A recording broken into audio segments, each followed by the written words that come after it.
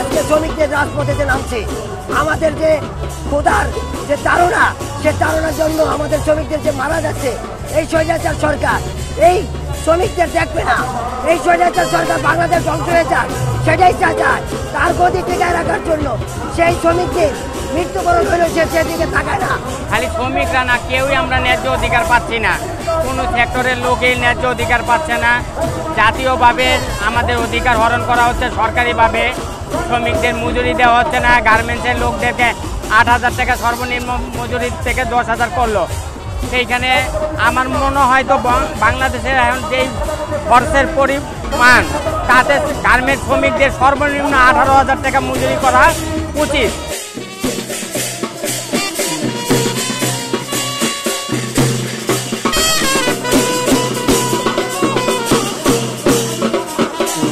আমরা অনার আছি, না খেয়েছি। আমাদের এই বিএনপিদেরকে হাজার হাজার লক্ষ লক্ষ লোকদেরকে কারাবন্দি করে রেখেছে। আমরা দিয়ে আমাদের ঘরে থাকতে দেয় না। ছেলে সন্তানের কাছে আমরা যেতে পারি না। আমরা আজকে অসহায়।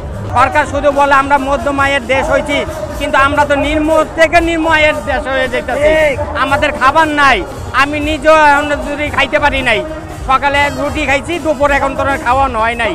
তাইলে আমরা যদি এই পরিবেশে থাকি, আর আওয়ামী লীগরা তাদের টাকার পাহাড়েতে পাহাড় করতেছে, তারা মনে করতেছে সারা দেশের লোকেই মনে এইভাবেই আছে। কিন্তু আসলে তো আমাদের অবস্থায় করুণের চেয়ে করুণ হচ্ছে। তারা এখন জবাবদিহিতার বাইরে চলে গেছে। তারা চিন্তা করতেছে আমাদের ভোট নিতে হয় না, তাই আমাদের জবাবদিহিতারও কোনো প্রয়োজন নাই। জনগণ 5 বছর পর একটা ভোটের মাধ্যমে তাদের রায় প্রদান করত।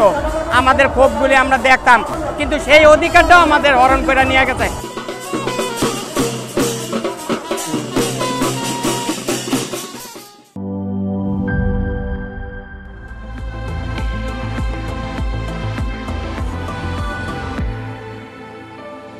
Hurling, be a show stealer.